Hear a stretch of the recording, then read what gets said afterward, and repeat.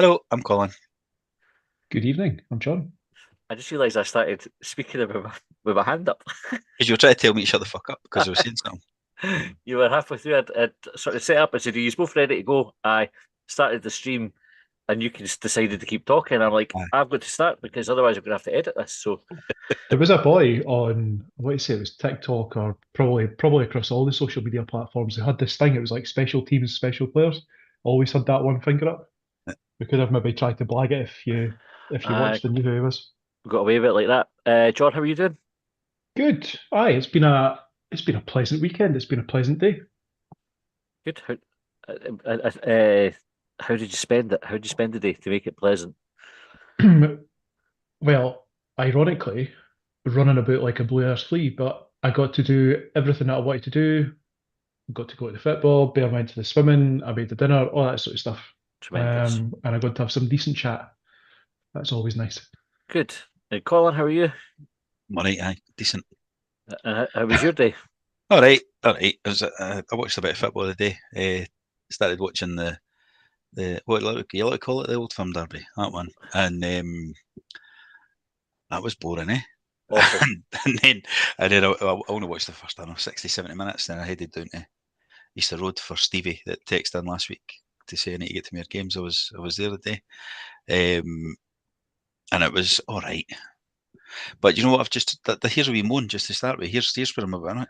Came home, I thought, right, before we start, what I'll do is I'll put sports scene on and I'll get to see the offside again. I've Yep. seen the handball, but see when you see it on a phone or somebody recording it off their telly, it's hard to. Well, we'll get to what we think it, right? But I've not seen the offside back. I've not seen any of the goals back. I went to put sports scene on. Fucking Rangers Celtic. They never had a fucking shot on goal between them. Like, what was it? That XG philosophy Twitter site tweeted Aye. said the lowest ever XG game because nobody created fuck all, Aye.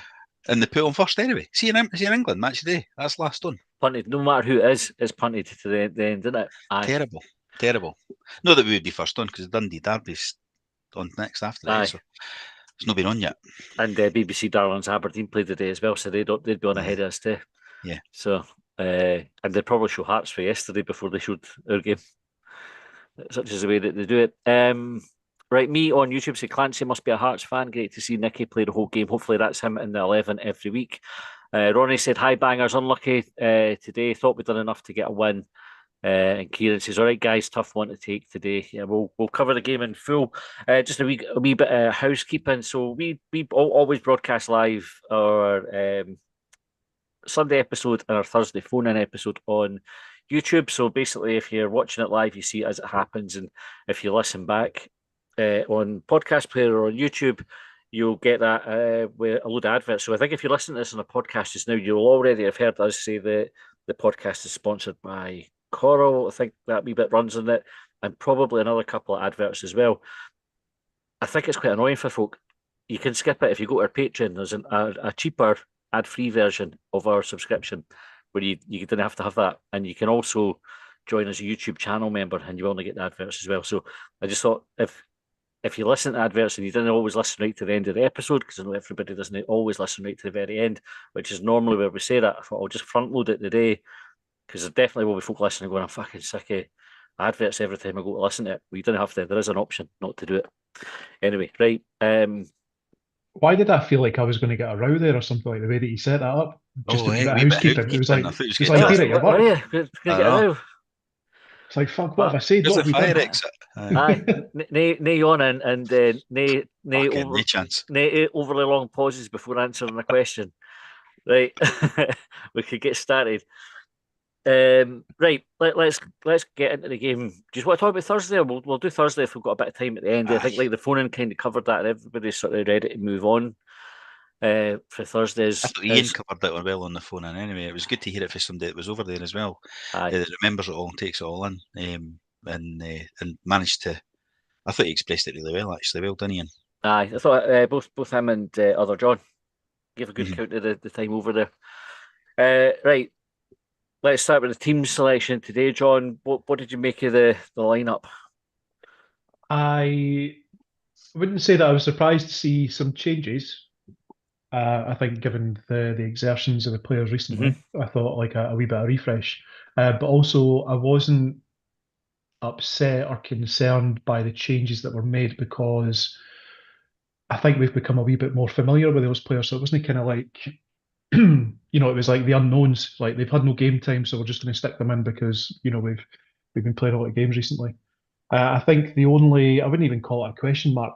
Like, a slight eyebrow raise was seeing Hoylett play from the start. I think because of his role recently, it's been more. I think, if I remember correctly, he's come on more towards the end of the game. So you see him starting. So I was thinking, well, are we going to try and win the game first half, take him off, and bring some of the other guys on second half to kind of see it out? So that was my thoughts on the lineup. Okay, Colin, what about you? I thought we still got a strong team. It was. Do you know how many changes it was off the top of your head? The number of changes. 5. Was it 5? Because when you look at it now, you go, it's quite a lot. But I didn't feel like my daughter was reading it to me in the car on the way down, and I didn't feel like there was that many. Because John saying the familiarity, there's been obviously a clamour to get Chiba starting, and possibly also Cleege to some extent. So we weren't wasn't massively surprised, but with hindsight, I'm glad we've not got the European hang, because it looks like we might have struggled with the Wednesday, Thursday, Sunday. Aye.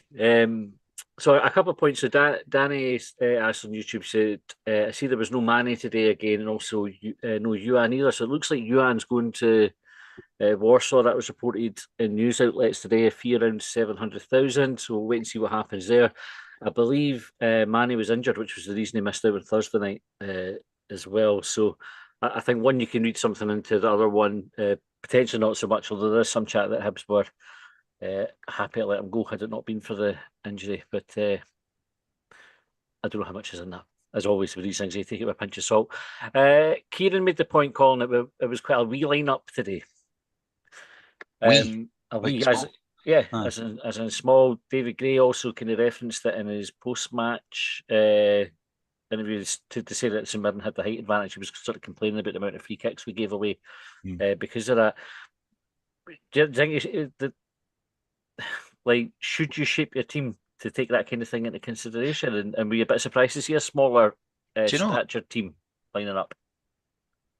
I was going to say I never really thought of it, right? But it's not true, because it was the opposite. I thought when we had a corner and I was behind the goals, and we were thinking, we've got a load of big guys in this team now, like with Rocky and Hanley and that all being up for the corner. Aye. So I never thought we were small. I just thought we've got some big guys here. Fair enough. But I suppose the cumulative of that is you've got maybe the Caddens aren't that tall, and Cleege certainly isn't tall, but he springs like. He's got a good spring. So, there was in Boyle, so you've got the two. Because the reason I noticed it was Boyle was right behind Hanley at one point at a corner, and I was like, he's fucking tiny compared to him. But then you look at it and you go, we've got big guys, Iredale and all that as well. They're not. We're not. I didn't feel like we were small or intimidated or out-muscled. I thought St Mirren are a big side though. I thought their forward players were all big. Rocky had a right tussle with their centre forwards. They thought he handled them pretty well for the main. But I thought it was interesting just hearing David Gray reference it as well. And when Kieran mentioned it, I thought worth just having a wee chat about. John, the first half, not a lot happened. What were your memories of it? Sitting in the sunshine talking a lot of shite. It was good. But the football, I'm trying to remember. Well, I was having a really interesting conversation, and it was about Sunday kickoffs. So I was referencing the 6:05 kickoffs for about 40 years ago, and lunchtime kickoffs on Sundays as well, and saying they always kind of I felt like when I was going into those games, it was folk were thinking about different things. If it was a lunchtime kickoff, people had just woken up, just had their Sunday breakfast. 6:05, they've already got the Monday fear, going back to their work. So actually, I was optimistic at going out for the 3:00 kickoff today. But the boy that I was with was saying, he says, I've got a wee bit of a bad feeling today. We've been scoring goals recently. I wonder if this is the day that we don't score. But actually, I think we started off quite bright. And we've had that early opportunity that I think has been squared. And I want to say Hoylett's had a swing at it, and he's hit the crossbar. So I think obviously, like it's only been like a couple of hours since the game. Like my lasting recollection of the first half was kind of that it was kind of even, but maybe we shaded it in terms of chances created. What were your thoughts on it, Colin? Overall, or the first half? First half. I thought we were the better team in the first half. Although, as I found out when I looked it up, the stats says it was quite an even game, but it did feel like we were the better team. Like Hoylett hit the bar and just stabbed at it. Like it was. I should have probably done better with that chance, shouldn't he? We didn't have loads of other. We were up. It felt like we were up pressing a lot, but we never really had that many. They were really really good at us. They were the last man defending, getting back and getting a block on a shot or a slider. You know, they done that numerous times. We got corners for it, and then their corners weren't that great on the back of it, but we won loads of them because of the blocked shots. So it was fairly even first half. They had Smith made a good save in the first half. Give him a mention because I've criticised them at times when I felt he's worthy of it, and I probably will later on again. But I thought point out that save, and I thought he was just quite. Kind of folk always, because they see how tall he is, and they want the big mass like giant in goals and that. He was quite commanding his box, and he was on Thursday night as well. He was coming for crosses, he was taking punches. You know what I mean? I thought so. Quite impressed with him in the last couple of games. It's like he's adding that to his game. It's interesting that you bring that up, that you talk about Smith, because some of the shite I was talking about the FIP of the day was about Smith's height, because I happened to look it up during the week for some reason, and I discovered that he was 6 foot. And I assumed that he was smaller because he doesn't really sort of like fill the goals. Like he seems like a smaller goalkeeper. So it made me ask the question: is 6 foot no tall anymore? Well, see, I was having this argument with my daughter earlier because she's telling me I'm tiny, right? And I'm like, I'm 5'10". Right, and that boy in fucking the Hibs bouncing off. I can't mind his name, Matthew. You remember she was pushing herself like that. They said I can't mind what he called me. It wasn't a midget or anything, It was nothing like that. He was like short anyway. Squat or something. But I'm like 5'10". 5'10's average. Any cunt that isn't 5'10, they're the fucking abnormal ones. So if you're taller than 5'10", Colin, what you're saying is you're above average. And that's when you get Abnormal, the tall territory. Right. Abnormal, aye. Right. Or blessed, potato. Special, whatever. It's funny because when you mentioned about the perception of the game, I was having a bet that the stats saying something slightly different. When I looked up the stats at half time, they'd said there was one big chance each, one for us and one for St Mirren, and I couldn't remember what St Mirren's one was until just now when you mentioned Smith's save, because actually it was a really well worked move for them, and the guy's taking the shots on target. I thought it's a sort of Smith save that goes underrated. Like folk just take it for granted, but it's a really solid save, good hand hit to push it wide. We're quite wasteful. I think that's what I take from it. We got into good positions quite a lot of the time in that first half. I thought we were really keen to get in behind them as well. Smith played actually one ball to Boyle, which was really good kind of kick for hand that went out. In fact, Colin, the guy behind me, Andy Allen, sometimes off the forehand tap and says Colin will be happy with that. With the it was brilliant. It was really good. And I thought there was a few times we tried to play Cleege and Boyle in behind, but when we did get in behind, we didn't do too much with it. Nicky Cadden stood one up to the back post no long after Hoylett had missed as well, and I think we had two players sort of got in each other's way and headed the ball wide in the first half. So that would have been the that would have been the near post for me, but I understand what you're saying. It seemed to me that one, if it's the one that I think you're describing, it seemed harder to miss. Like there was like three players that seemed going for the same ball, and it just sort of went wide. I felt it seemed really flat today, though. I don't know if it was like a hangover for Thursday, but not just talking about the players, but I thought like everybody. I mean, you think how much Thursday took out everybody in terms of like emotional and what's the phrase I'm looking for? Like your not just your physical energy, but like you're emotionally drained after it. And I thought the day probably did help that the Old Firm game was so shite as well.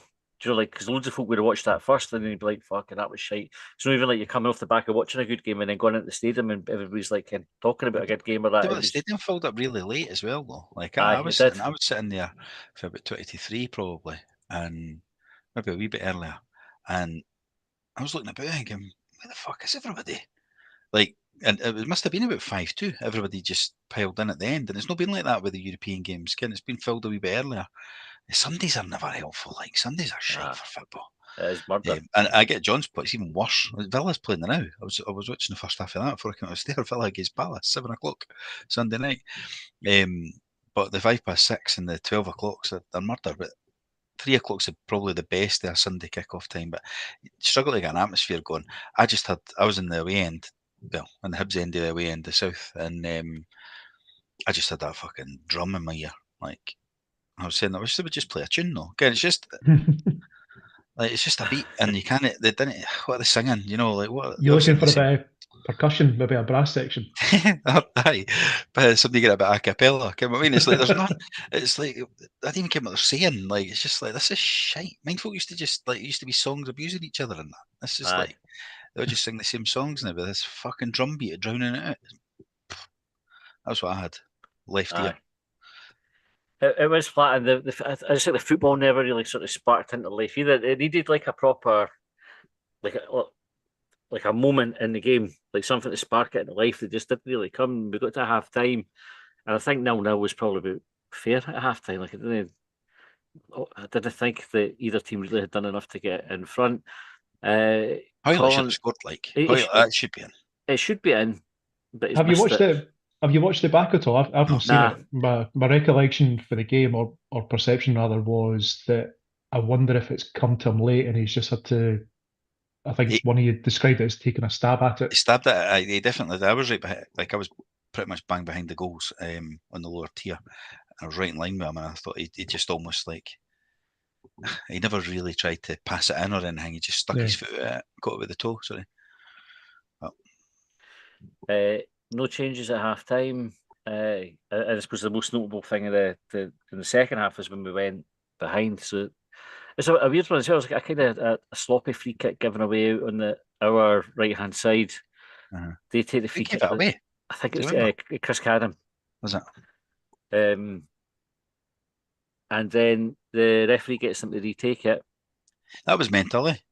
It was like, that wasn't good. You're good at free kicks. You better take that one again, because it wasn't that good. 2 of your boys ran offside before you took the kick, and then you never got in the right area. So just take it again.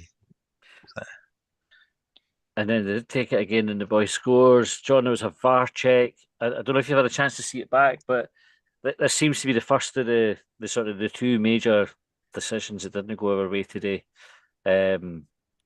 My understanding, so having only seen it live, I thought there was at least one ran towards the ball who was offside. The goal scorer, I think, is onside.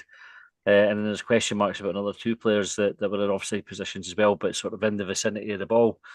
Should it have stood, John, or should it have been disallowed? My gut feeling at the time was that it was similar to, the Belgrade goal that got chucked off for offside, where it just felt like I know that, or I believe rather, that all goals get a VAR review. They do, yeah.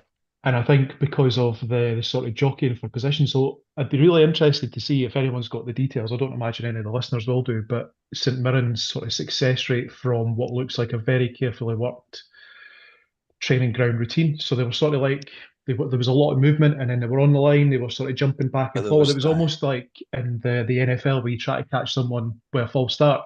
So try to like coax Hibs into taking a step with them.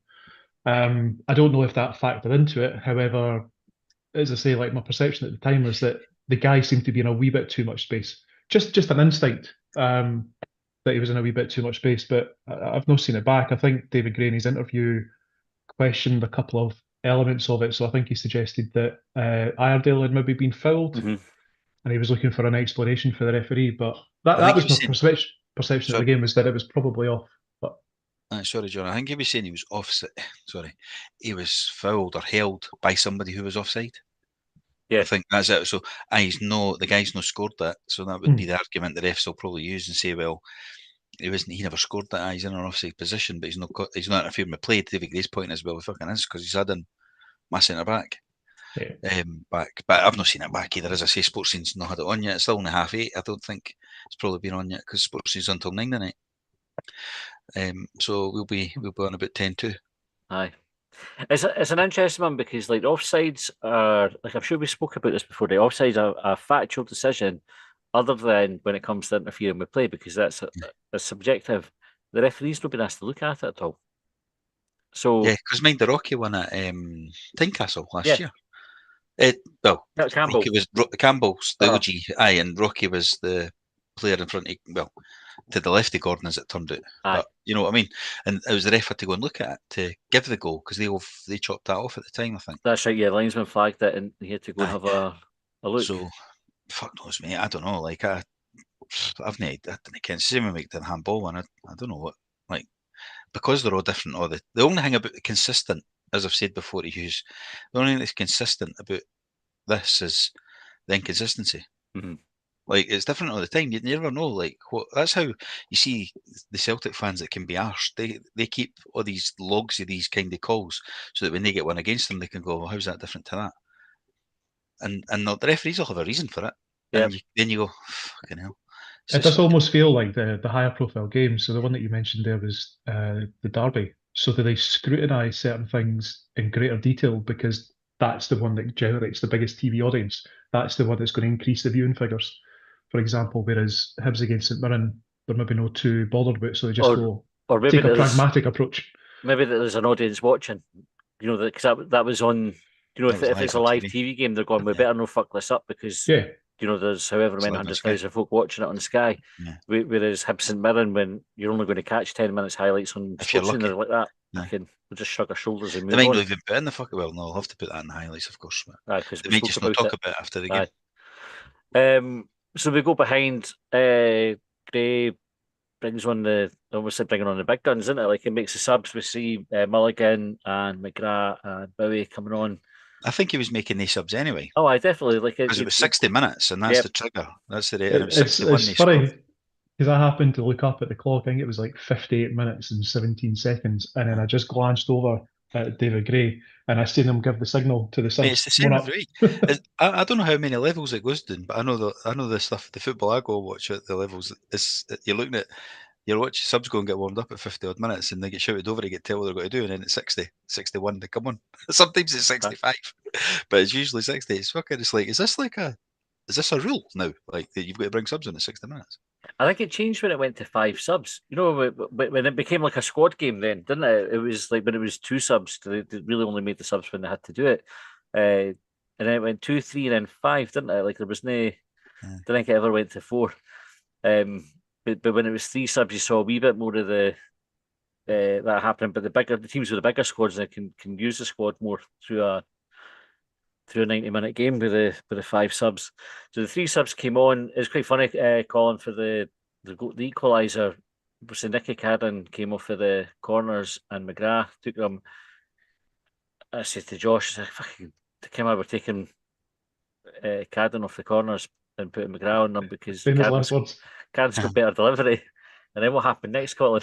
I know, but remember, Cadden's left-footed and McGrath took that one. It was an in-swinger rather than the drill, so there's a reason behind that. Although Cadden's corners weren't good today, but I think he had one in the first half that he fired in well. But other than that, but of course, we scored. Well, Rocky, I've not seen it back again, but it looked like Rocky scrambled in at the back post.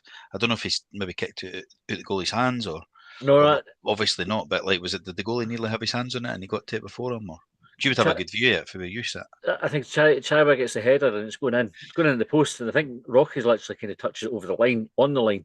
Because at first I thought he better not be fucking offside, Kim. And when it went to check, I was like, what a stupid way to like get a goal chopped off. Almost. Because like I said at the time, I think he's off. Because if you're right on the line, you know, there's no going to be that many players in front of you. But thankfully, St Mirren had men on the line and Rocky had run onto it to sort of knock it in. But it was a proper missiles at Bashiri in frustration. It was a proper like, I'm stealing your goal one. One that your mates would give you grief for when you were me. Yeah. John, we had Gary on the YouTube comment said, is Rocky good for the Golden Boot this season? So, I don't know how many that is that he's scored now, but how do you think he's turned into such a goal machine? I saw something earlier. I'm sure it must have been a tweet, and it said that Rocky hadn't scored for Hibs before the equalizer against Aberdeen, the one that kind of kicked I saw that as well. And he scored 7 since then, or 7 including that one since then. I don't know. I don't know what it is. Like maybe he's got. I think. Well, I think one of the aspects of it probably is that he's getting game time, where he wasn't prior to that. He was kind of in and out of the team. I think he's. I think because his physical presence, possibly a combination with like Nicky Cadden or Jamie McGrath's deliveries, for example, he's maybe able to get on the end of more balls. But I also think that maybe just because he's sheer size, he's quite a nuisance in the box. Like you might remember in the first half today, like I think he's had like a couple of wee ballet dancer like movements to try and get the ball out from under his feet. Like it looked like he was going to get the shot away at one point, but he just wasn't able to get the space. I'm going to say he's playing and he's willing to challenge for the ball. Mhm. Like he's not afraid to stick his head where it hurts, to use a bit of an old football cliche. I agree with that. So 1 each. We're back in the game. We had a couple like sort of half chances after that, but didn't really do too much with. Mulligan's had a shot that's gone wide. Bowie's had a shot that's been blocked by the keeper. We've had a few go across the face of the goal. And then just as we're edging into the sort of final moments of the game, we have, I think it was a long throw into the box. And again, Cleachy gets the effort towards goal. To me, it looks like it come off one St Mirren player's arm and then onto another one who's got two hands up. And then the ball goes out for I can't remember if it went out for a corner or whether the keeper managed to collect it and they Went in the goalie's hands. was it into the goalie's hands. Why is it not a penalty, John? To be honest, I was at the other end of the pitch, so I had no idea what was going on. Watching it back, and Colin, I can't remember, you made a comment at the start, and it was about replays or like shaky camera footage. Can I please insist that people that take pictures and videos and put them on Twitter, that it's nice and framed within, like, we've got technology now to do this stuff. get I'm the trying to watch wallpaper in this the video background. and it's up on a bloody angle. Like, come on, boys and girls. I don't understand it. Like, you hear there's loads of stuff about, like, I'm not even going to say like t-shirt line, but the one that was referenced was Rocky recently, and was it the Belgrade game where he's given the penalty away? Yeah.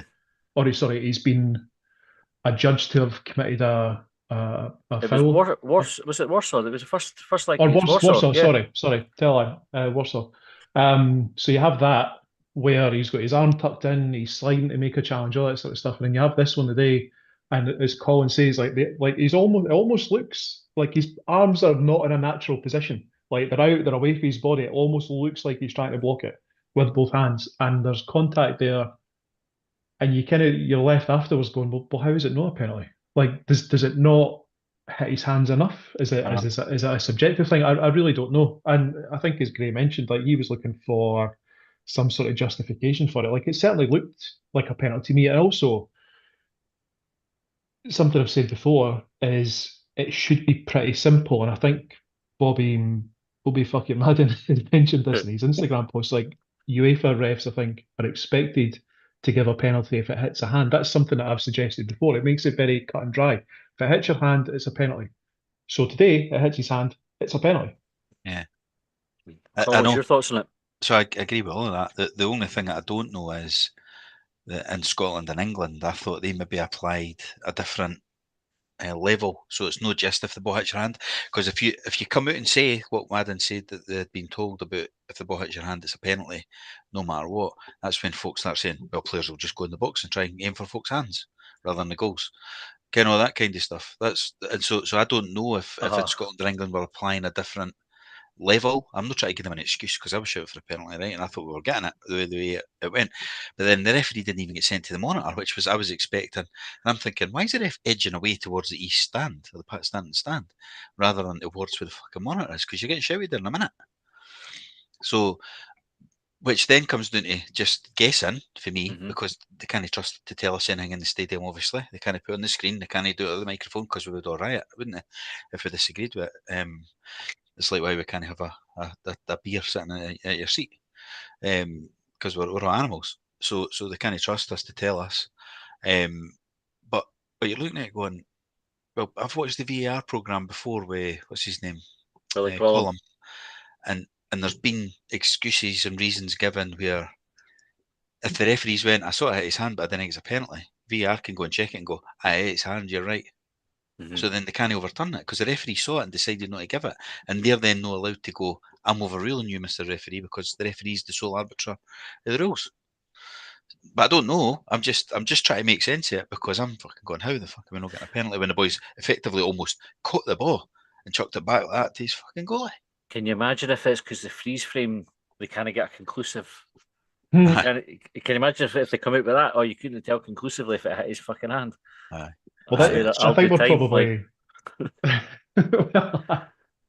I don't know. Like, you know how in football, like when you get dodgy decisions, say all these things even themselves out.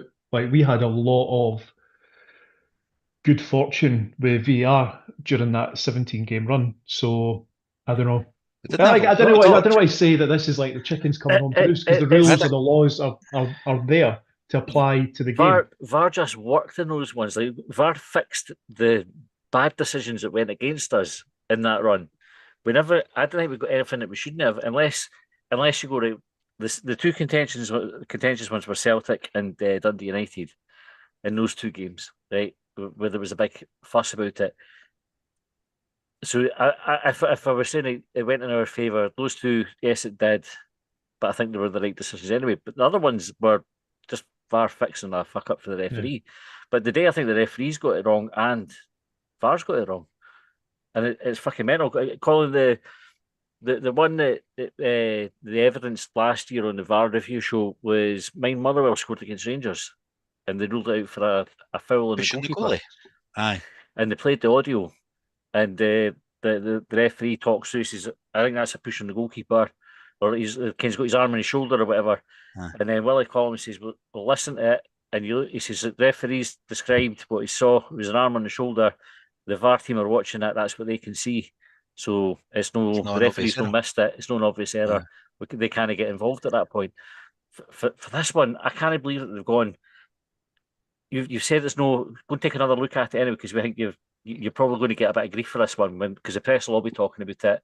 Come and have a look and make sure you're happy with it. They'll not be though, eh? Like, because for the same reasons of the offside, they'll not be talking about it. We need to make a noise on. We need to go on about it. At least they've started that, I suppose, in this post-match. But I mean, we need to let's just play every kind of the rain game here. Just let's just keep moaning about it forever, so that we do get the 50-50 wins in the future. But that doesn't even feel 50-50. It's not in your way. There must be a rule we don't know. Is the rule? I'm going to start a conspiracy theory here. But then I'll let the referees tell you it'll be law. They'll correct you to law before. It's a law. Can I call it a game? As soon as I said it, I thought, oh no, that's it. Is it because if we had got the penalty and gone on and scored, we would have gone further ahead of Rangers in the league, and they couldn't have that? I think we got that on the comments on our. We'll bring up some talking points on Twitter earlier, but somebody suggested that just keeps us in our place, sort of thing, doesn't it? Like, because it's hard to. That's the perception that I know. It's hard to imagine that penalty no be given for some teams though. Like, I think we're an easy team not to get things against sometimes. Right. So that's the game. I'm going to go to the talking points on YouTube, and then we'll pick up the Twitter ones as well. Obviously, the transfer window closes tomorrow, so there is a wee bit of chat about transfers in here as well, which we'll cover. What we will do, and again, this is like a housekeeping for our subscribers. Normally, we put our extra time out on a Monday. If we do that, we'll sort of record it before the end of the transfer window. So we're going to do it on Tuesday, so we know what we're dealing with, and we'll have a reflect back on the shape of the squad then. So if you're a subscriber and you're looking for extra time tomorrow, it'll be a day later. It'll be out on Tuesday just so we can cover that properly. Right, me said, what a weekend with media, by the way, constant linking Bowie with Rangers and Celtic. The quicker the window shuts, the better. John, you think there's no chance of selling Bowie this window, is there? Surely. I can't see it. I can't see it to either of those two teams. And I don't know, it feels a wee bit early for him to get a move elsewhere. Like, I think at some point, inevitably, there's going to be some firm interest in him. If he keeps up the performances he's been putting in, if he keeps scoring the goals that he's been scoring.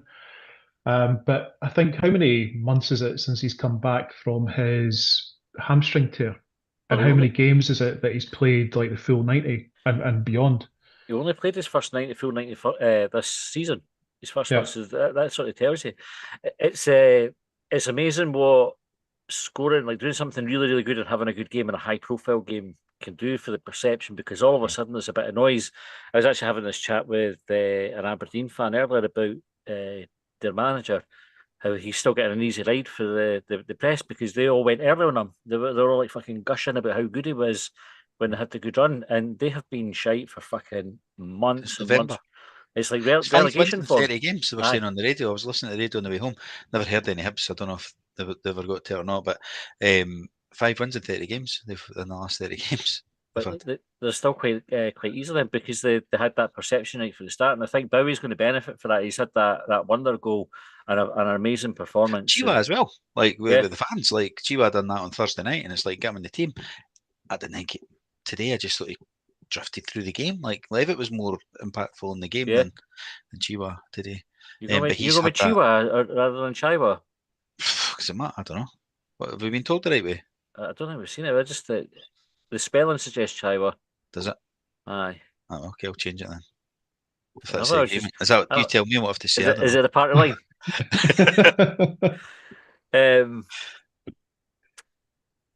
Aye. Anyways, so but I was saying Bowie will stay there now. I don't think Hibs will have any intention of selling him. I think there's a bit of as media suggested, like a bit of media noise from some quarters, but that's mad. That I keep thinking about it. Rangers going, well, will we be interested as well? Then you know what I mean. I don't think. Way, see the Scottish football coverage is fucking shite. Like I had the radio on TV today. You've got the failed management team, the Rangers. One's on the telly and one's on the radio for last season. Pat fucking Bonner and Billy Dodds on the radio. You're going, come on, man. And then McCann. I didn't mind McCann, but again, he's like he got binned out of there. And how's he meant to be any kind of objective commentator? Well, he's not, is he? He's just there to balance it, something. Aye. You know what I mean? It's like, this is fucking shite. Like, absolutely, it's a shite game with shite commentators with shite coverage. They wonder we can't sell it to anybody. Even Sky couldn't be showing the whole game on their main channel. When they got halfway through, we're like, "Fuck it, get the build up to leave it like the actual game." No, let's chat about Brighton against Man City for an hour. Is it? Fucking mental. Talk about Jamestown or something. Right. Kieran said, question for you: do you think Gracie's mulligan is cover for right back, and that's why we haven't signed another right back? I'm quite strong in the opinion that we need another right back to push or replace Cadden. Colin, I'll give you that one. Is Mulligan seen as cover at that side, or do we need another right back in? I do think he sees him as cover there, yeah. Okay. I do. I didn't think Cadden was good today at all with some of his crosses, like the two that he kicked for one side right out for a throw-in on the other side. And there was another one in the second half that I can't remember what it was, but it wasn't good anyway. I just said that was shite at the time. I wasn't very good. So I was like a wee bit like, I like Chris Cadden. Like I've always defended him and said that they put good balls in and they got on the end of them. But now I'm starting to see more of the balls I think that everybody else was telling me about more recently. So I do. I think Mulligan might end up just playing there. Ronnie said Smith has played well the last couple of games. Cam said Chris Cadden and Iredale have been a bit sloppy so far. We definitely want cover brought in for Chris Cadden and Obita starting over Iredale. And me said great to see Smith back confident, doing well. Huge part of why we got third. What about this left-hand side then? So we've got Nicky Cadden, we've got Obita, and we've got Iredale there. Is there like a best combination there, John, do you think? You'd said to me about no long pauses, and now I'm trying to get a long pause. I thought today when Obita came on that we looked more threatening down the left-hand side because Obita was keen and capable of going for the overlap. Mm-hmm. So if Cadden found them or Nadden found himself shut off, unfortunately, we weren't able to get Obita into the game, to hit the byline to get a crossing, because I think when you mentioned earlier about being a bit subdued and what have you, that was reflected in some of our play, like some of the things that we're trying to do, whether it was a cross or to play someone in. It was just, it was maybe the cross was going in, it was ricocheting off a player, or we tried to play a short pass and it was being intercepted. I think at the moment, the combination that I have seen the most out of is Obita and Nicky Cadden. Iredale's had a wee bit of a slow start to the season, and I think I tried to explain that away in the first game against Dundee where he's given the ball away, but there's been a couple of occasions where he's given the ball away in similar situations, and I think every player needs to be dropped at some point, or could take, I don't know, take some time to reflect. Let's put it that way. Well, look at what's done to Obita. Obita's been at the team for a while. He's been one of the best players this season so far. I know we're Yeah. 4 league games in or something, but he's playing. This is what's causing half the problem, isn't it? How do we get him in the team? Now, at the moment, for me, I think Nicky Cadden's not produced much, really. I know he's had a hamstring injury and all that, and it's maybe slowed him down. So I would be, and I accept that Dale's made a couple of mistakes, but it feels Obita out in the wing back for me at the moment. I think with Dale at the back and Cadden on the bench. Okay, Cam said thought Hanley was good as well. Enjoyed him playing the run. Just a shame we were against absolute giants. And then Green Tea says sorry, Cam was disappointed in Hanley, slow and didn't push us forward. So obviously did have the sort of goal line clearance, but Colin, I'll come at you first. What did you think of Hanley today? Well, I didn't really notice much of him, other than when he obviously I mentioned earlier about Smith doing the good stuff. He got stranded and the boy lobbed him. I don't know what he was thinking at that point. And Hanley got back to clear it, and then he got another block in a few minutes later that put it for a corner, a shot, I think. Other than that, I didn't notice. Didn't really notice. And you're not seeing him bombing forward, I suppose, like Lewis Miller was. And O'Hara does sometimes. He doesn't do it as much as Miller either, does he, when he's playing at right centre back? So I think if you're playing him there, you're not getting. If you're playing him at right centre back, you're not going to get that overlapping centre back or underlapping centre back or whatever it is. Inverted. You're not getting all that. You've got to get somebody who's just got to block stuff and clear stuff off the line. So probably more suited to the one in the middle, because like where Rocky plays, because that's what. So they're quite similar, probably quite similar centre backs. I didn't. That's maybe where the slow comments and that are coming from, because he's no driving into midfield with the ball like the others, O'Hara and that do. Kieran said, can't believe Gogic wasn't flagged. Made a movement towards the ball, and that's the definition of the rule. Me said, sick of Clancy constantly against us. These decisions could cost us second or third. Jamie said, lots of factors to come into today. Fatigue and hangover from 120 minutes on Thursday, and a lot of changes to the starting lineup. But barring off a VAR decision, we could have earned a deserved 3 points. Was Clancy said, the VAR? He was. He wasn't the ref, was he? No, he was the VAR. Aye. Chris said ref was terrible today, gave them a throw when it was a foul to us. Obviously realised to give a foul throw even though we had the ball in the advantage. That was a mental. That was definitely like a one where a referee goes to immediately balance out a bad decision by just giving one the other way straight away. Sorry, VAR's the assistant VAR official. He's not even the VAR. The VAR's a guy called Ryan Lee. All right, there you go. So we've seen his name on the list and just went pinned straight into the point. I don't know what the fucking assistant VAR is like. Is that just or maybe they're one that checks the offside when the other one's checking the penalty, in the same move, because Ryan Lee, never heard of him. He's the VAR. John McGlynn said, evening bangers, just woke up after falling in and out of consciousness due to dealing with the mother of all hangovers today. As for the game, at least we never lost, and fuck the officials again. I hope you're feeling better, John, and there's nothing worse than there is worse things than a hangover, but it's fucking brutal when you have them. Right, I'm going to move over to get some of the talking points from Twitter as we kind of go into the last 10 minutes of the episode. So we've got Stephen said, considering the 5 changes and 120 minutes played abroad on Thursday, we looked good for long periods today and probably should have won the game on the balance of chances. We showed a lot of character to come back against a team we've struggled against in recent years. The failure of the referee and VAR to award the penalty is irrational. We were told the rule 10 days ago is any contact with the arm in the box to deny a goal-bound shot is a penalty. This one covers that brief. The rule is the issue, but its interpretation shouldn't be.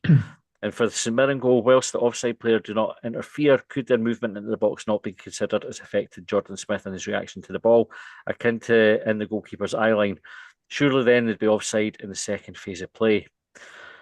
Ali said, we've been robbed. Liam said there was a handball in the initial cross, then another on the block. No idea how Rocky didn't get a penalty too. Did either of you have a chance to look at Rocky's penalty claim in the second half?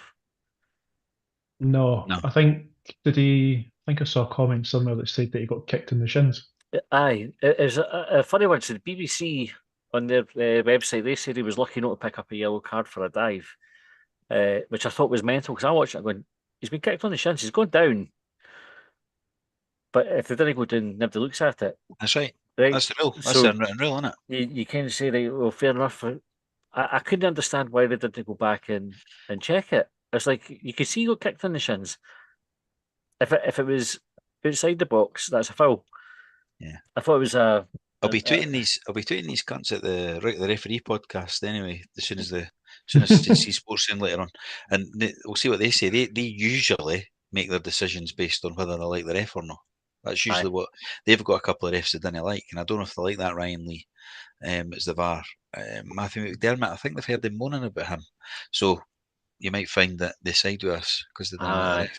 You sometimes get that folk are loath to fucking criticise their pals. Yeah, that's what happens in these things. Yeah, I think they'll close ranks and block you, Colin. Aye, we'll see. They were going to come on here because I went at them up before and they were like, "Oh, better coming on." I was like, "Aye, come on," and we never ever like. Well, we then they fell out. Didn't they fell out on that?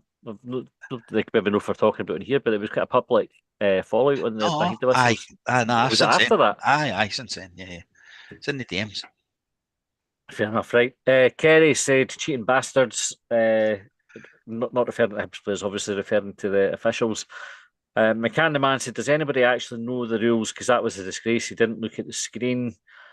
Junior said, "Penalty or not, if we're as good as we think we are based on Euro performances, we should be winning that game." Same as Kelly.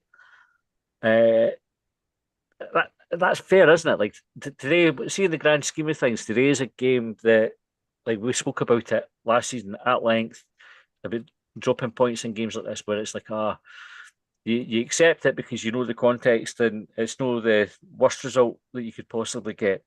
But it is a game like today will be the thing that either, like it might be a valuable point in, like I take that on board, but it's these sort of results, and the one against Kelly where we're 2-0 up and didn't go on to win it.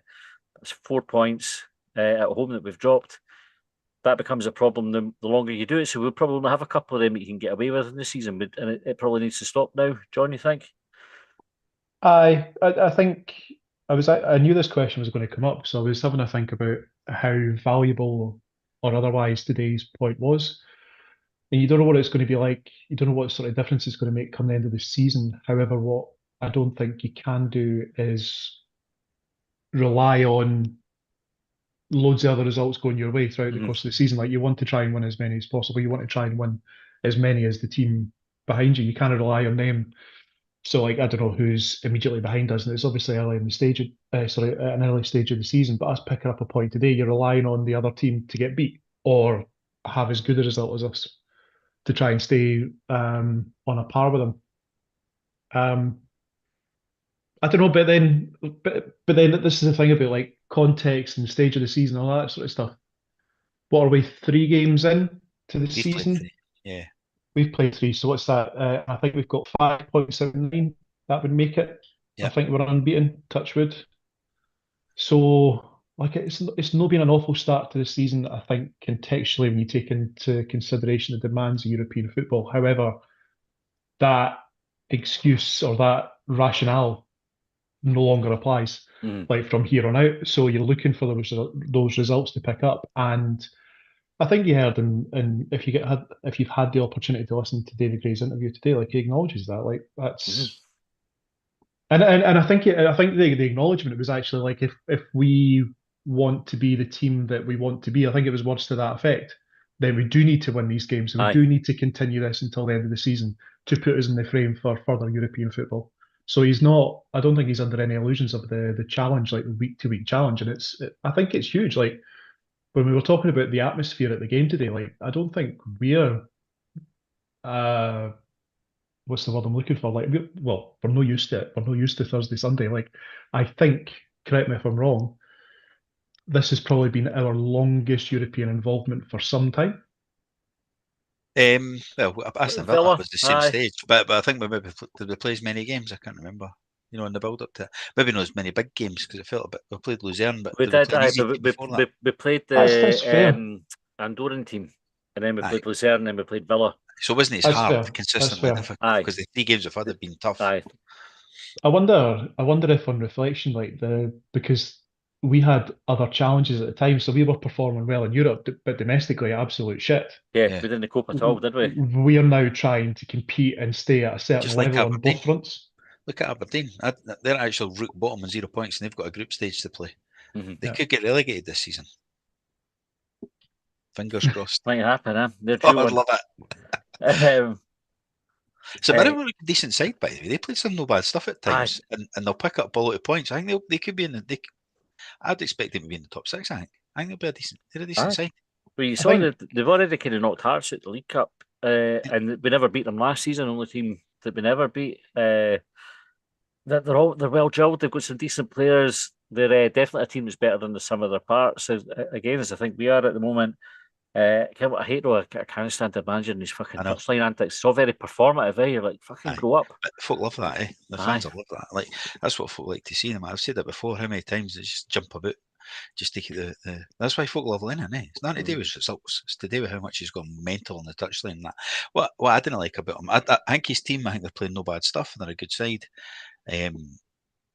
I've not watched his after-match interview, but he always has a reason or an excuse. Like he's just like he'll never give the other team credit. Like you could beat them 6-0 and it'll be something about the referee or an injury or a red card. There's never just they were the better team. So I can't stand them, but I like I think they're a decent side. So I didn't want to beat us up too much as I'm one of the biggest moans on here about chucking points away against the rest of the league, but we should be aiming to beat. I was sitting there thinking, here we fucking go. This is European football excuse coming out of them again. Kieran said we need a right back in before the window shuts. We can't go into the season not replacing Miller because Cadden isn't good enough. I'm seriously worried about that. The pen at the end is just a joke. No wins in 5 at home this season, becoming a wee bit worrying as well, dropping 4 points early. I was speaking about this coming out the ground, about the no winning at home. So obviously the 2 league games have been draws, and then it's been the European games where we've played really, really good fucking teams as well, right? I don't think it's an issue yet, but it's one that we need to get a home win quick before it becomes an issue. Yeah. And the good news is we've got a 5:45 kickoff in 2 weeks to look forward to. Who's that against, John? Dundee United. Dundee United. Is it? I'll beat them this shite as well. Part Fry's image directly below us in the league. Kevin Jones says I can't mean who's directly behind us. It's Dundee United. Dundee United. Part Fry's image said Hoylett must score. Lots of positives in the start to the season, but disappointment at dropping points again. Today shows how far we've come in a year. Recharge and rest needed. Axel F said Chris Cadden gives me the fear teams are specifically targeting him as they know he's the weakest link in our defence. We need someone else in there ASAP. You know, we say that, right? But when Milligan went over there, Milligan nearly cost us at the end by trying to be too clever as well. So it's not like we're blaming Cadden's getting a lot of hate here, and it'd probably be like Chuck Milligan over there. Didn't look that great over there when he went there. I actually thought, like, when you were talking about Milligan at right back, right wing back earlier, I wonder if we need to get another option over on that side of the pitch to keep Milligan and his drive through the middle.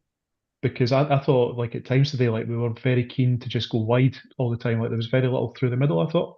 And I thought someone like Milligan was missing there. And actually, like, I think that was something that Chyla could have done, but didn't. Like, because Levitt seemed to be quite happy to, I wouldn't say like happy to like sit, but he was the one that's his role. It seems like he was the one that comes and collects and tries to move on, and played a couple of clever passes. Had one dummy as well that kind of set up an attack down the left hand side. But if I wouldn't be looking to replace Cadden.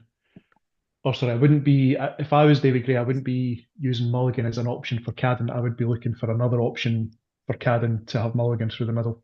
Aye. Because, I mean, obviously there's Megwood there as well, who could come in as well. And he's going to need game times to develop as well. So I think maybe he might be seen as a cover and we've got Mulligan as another option there. But yeah, I tend to agree. I think I probably would like somebody else to come in.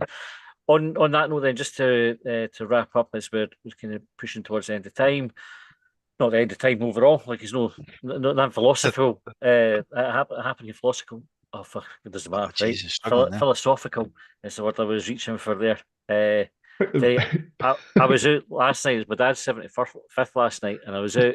I hardly slept. 75th, and Honestly, I feel like I've been trying these teeth on for a horse today. I've not been able to get my words out all day. So we'll wrap up. But just very quickly, what do you hope to happen between now and the close of the transfer window, John? In terms of who do you hope we keep if there's rumoured to go, and who would you like to see, or what positions would you like to see coming in? And Colin, you ever think about your answer to that take? Because I'll ask you. God, put me on the spot. I didn't really think about like when, for example, like when folk were talking about like the height of the team today, it completely passed me by. It wasn't something I considered until David Gray mentioned it in his post-match interview. So I didn't really think about these things in that depth. And obviously, I'm self-styled champion and underdog, so absolutely everyone is fine. Maybe, as I say, like an option for Cadden.